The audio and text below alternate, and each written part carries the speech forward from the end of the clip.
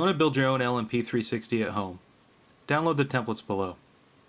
I'll warn you, templates are a little bit rough and may require a little bit of trimming. I wanted to say thank you to everyone that's subscribed to the channel.